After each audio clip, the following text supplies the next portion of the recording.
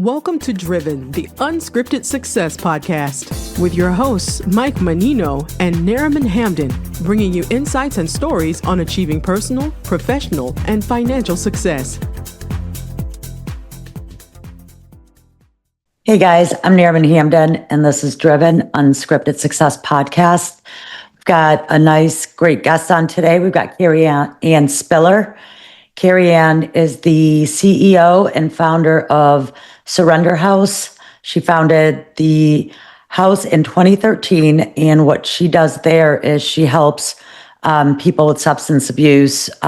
It's basically a substance abuse and disorder treatment center. How you doing, Kari? Good. How are you? I'm good. So why don't you start by kind of giving us like a quick snapshot of what you do and what your company does? Okay, so I opened I'd say February 1st, 2013, and with my very first female house, and it was the first female house in Cape Coral for sober living to ever exist, and I just been every year opening a new one and a new one. That was my goal. And what we do is it's a program within the home, but it's more of like a residential place instead of like an institution. We want it to feel like you're at home. And for a lot of people, it is their home.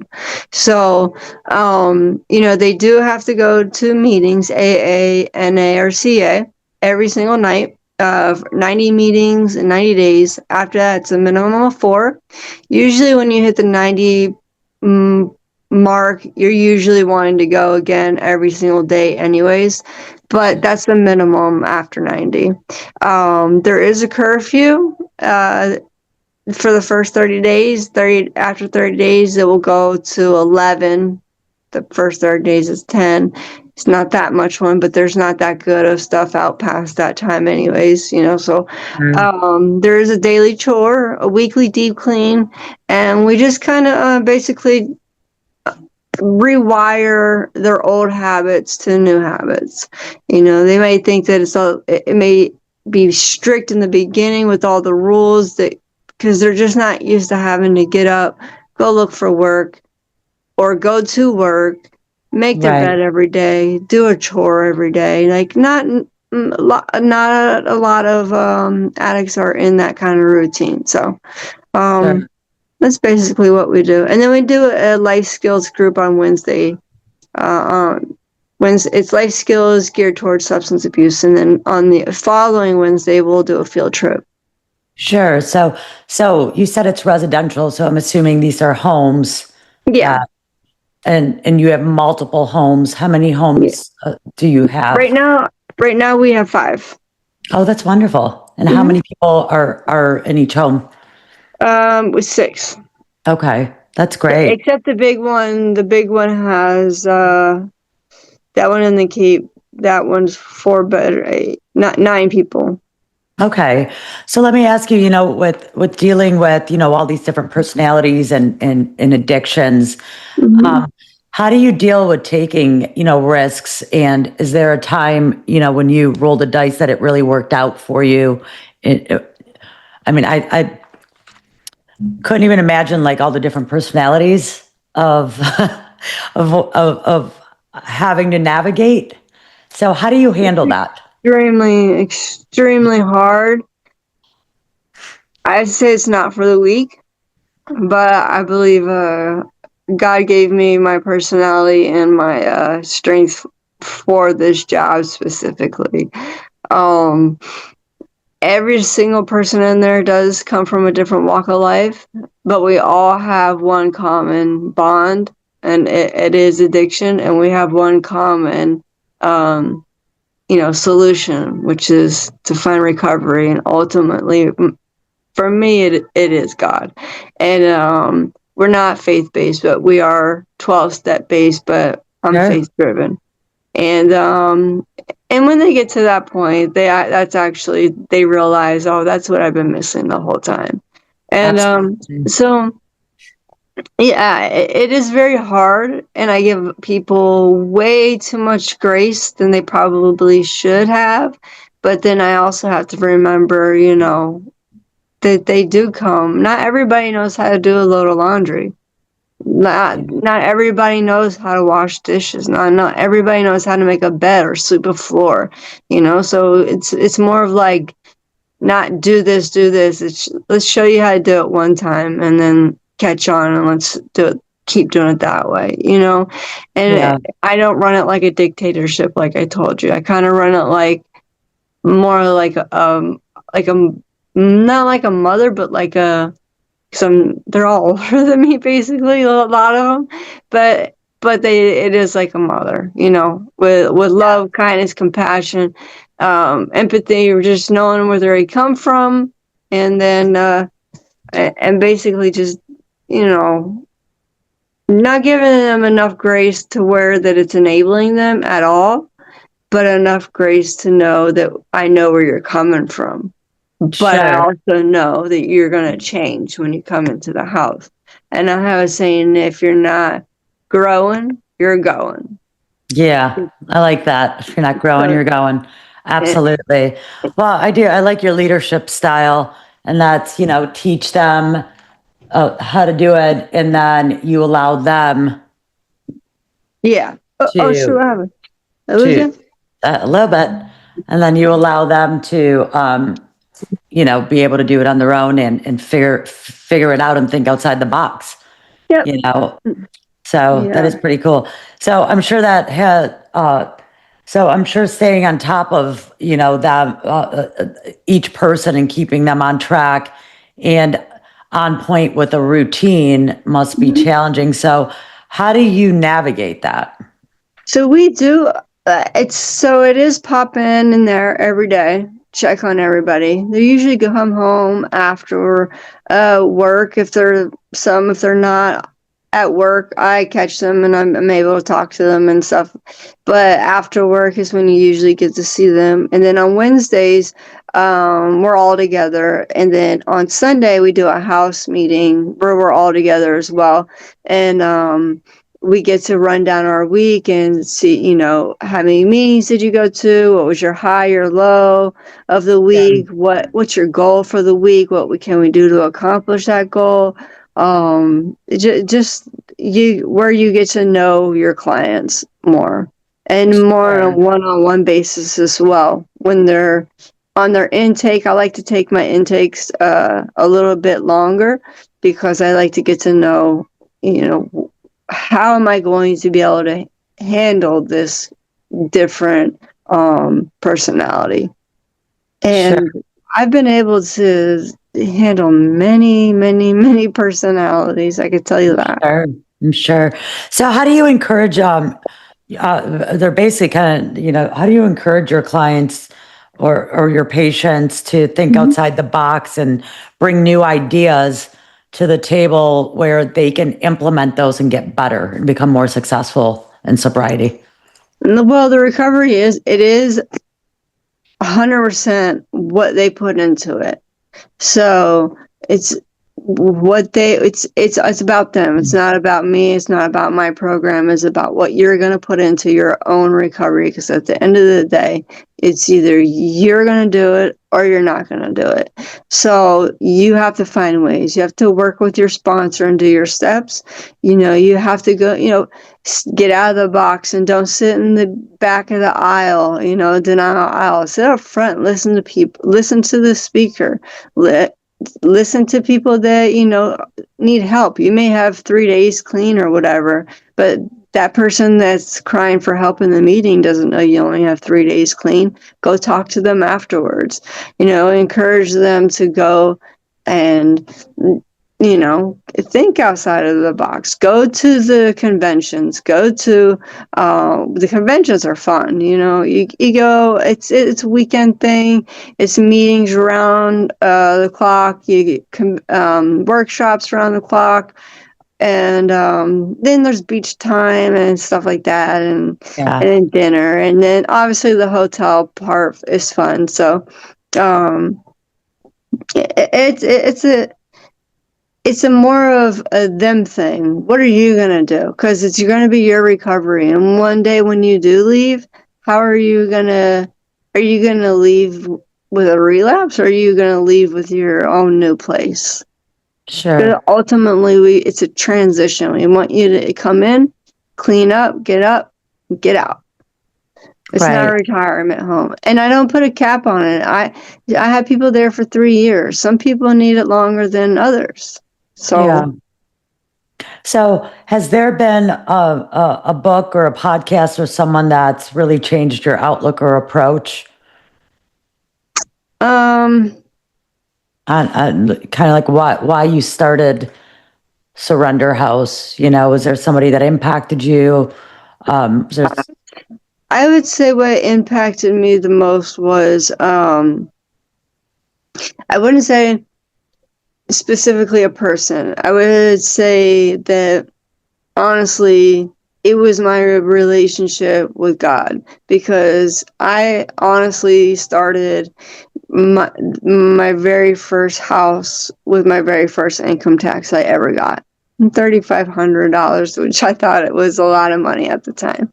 And I just prayed over it and I said, God, this isn't mine, it's yours. What can I do to reciprocate it and to give it back to you? And it was laid on my heart to open a women's house that was never been done in Cape Coral, Florida. there? So that's where it began. And I got my rules from the place that I was at the sober living that I had lived at. I understood where she had came from, and she was a no nonsense type of lady. She slept outside my bedroom. But I wasn't as strict as her. But I got a lot of my no tolerance, no nonsense rules from her, and she kind of was the driving force of, I know what works and I know it doesn't work, so I'm gonna go ahead and be the difference in the community. Sure. And there's so many now. When I opened, there wasn't. There was maybe like 3, but there's so many now that are in it for the right reasons, and it's sad to say. But thank God that we have FAR, which is my accreditation. It's Florida Association of Recovery Residents, and they crack down on they do the inspections and the policies and the procedures, and make sure that you're above board and that you're just not a home collecting rent. You're actually there to help people. Right, complying with the recovery center protocol. Mm-hmm. So I'm assuming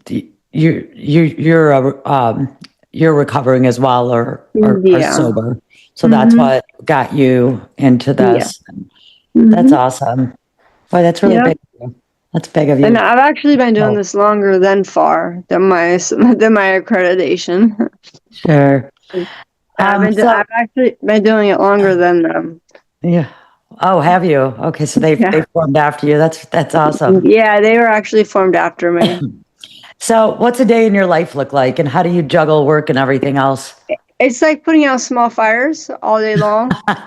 It's like putting out little small fires everywhere. And then I also take care of my kids every day. So, and then I coach basketball as well. And I just try to stay busy. And it's definitely an extremely productive life. And it really is. But it's rewarding when you get to see, because I get a lot of people that come in and a lot of people that go out. But when you see that one person make it to that year of recovery, or 2 years, and then they stay in it and they get their own place. And the most rewarding thing is when you see them get their children back. Wow. What a great moment to witness that, and to know that you impacted them by giving them a chance and not coddling them, loving them, but giving them that chance to be like, it's up to you, I'm giving you these tools, I'm giving you these resources, I'm supporting you, but at the end, you got to do the work. So that's so good of you. That's awesome. It's got to be massively rewarding. It is rewarding. And I used to have to kick people out, for end up using or poor bad behavior, not conducive to recovery. And like, I really cared so much to where I would like go to my car and it was like, I would cry. Yeah. And my sponsor said, Kari-Anne, you're not God. Whatever they do when they leave your house, you put those rules there for a reason. And you have to abide by them. And whatever happens after, that's in God's hands. You're not God. Right. And that stuck with me. Yeah, for sure. For sure. It's still hard. Yeah, well, I'm sure. So if someone was listening here or whether they have an addiction problem or maybe one of their loved ones or someone they know has an addiction problem, what would be a one piece of advice that you would give them? Reach out. Just reach out. Reach out for help. And don't be scared. It's easily, that phone call may be 1,000 pounds, but you could pick it up and call a dope man and it weighs nothing, but you can't pick it up and call to save your life. So, and there's so much resources out there. You don't have to have money these days. Back when I was getting sober, you had to have insurance or money, and it just didn't have that. But now there's so many resources. You can just reach out. You can call 211, which is United Way hotline. You can call the substance abuse hotline, which is my grand sponsor will answer that. Real life people answer those that are in the community, and you will get the help. And anytime they can look up Surrender House, call me. If I can't help them, they're not ready for sober living, I direct them. I never let anybody go.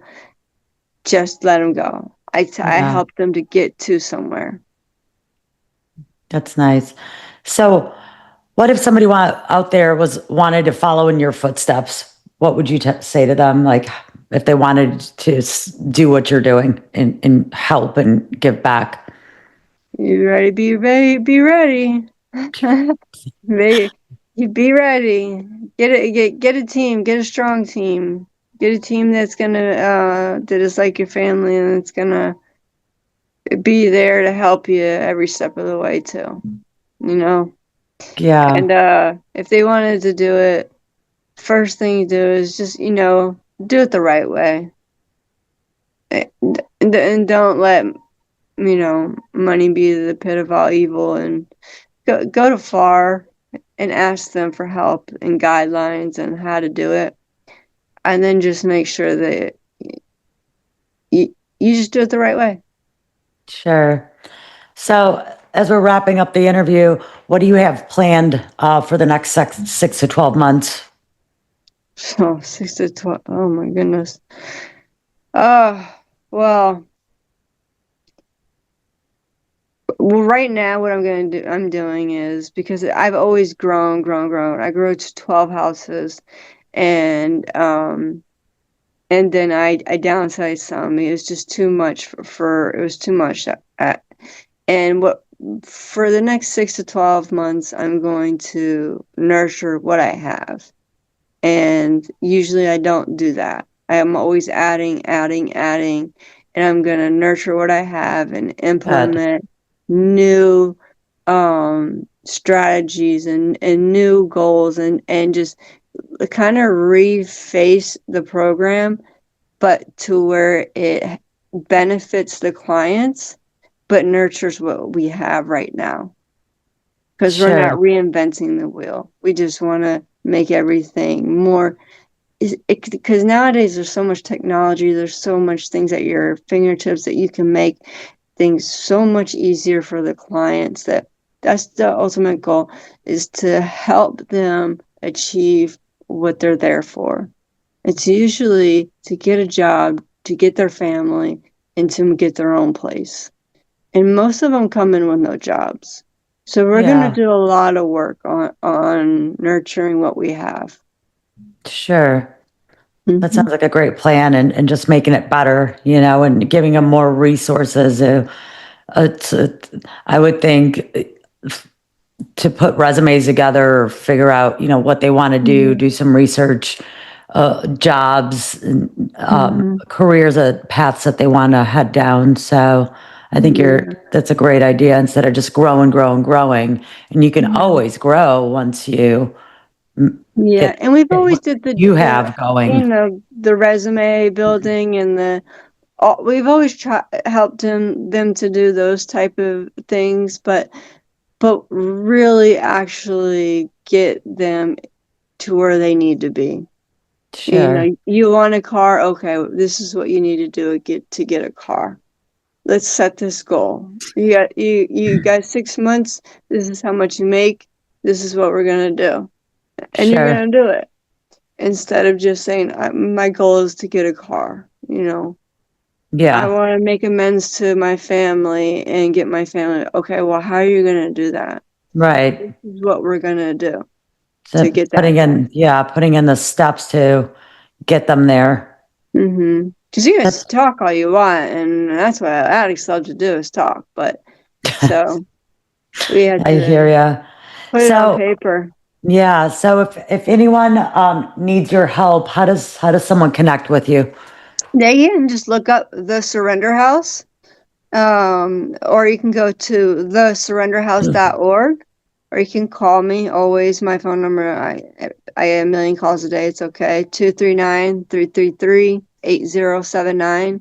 Don't mix it online with serenity. It's surrender. Remember, surrender your life to God. If you can remember something, that's what it is. Surrender. Surrender that old life. Drop it at the door. And So start your new there is a life. place called one of that, but just surrender your life, surrender that old way of living, and start a new one. Sure. Well, thank you so much for coming on. I really appreciate it. Well, I And appreciate you having me. yeah, thank you. And if anyone needs to get a hold of Kari-Anne, just give her a call or go search for Surrender House, and she'll help you out. And if you guys want to I got donate or Paul help Fort out, Myers. Yep, men that and female. men and female. So if anyone or you need help, reach out to Kari-Anne. Thanks, guys. Thank you. Thank you, guys. Bye. Thanks for listening to Driven, the Unscripted Success Podcast. Want to share your story? Apply to be a guest at drivensuccesspodcast.com/guest.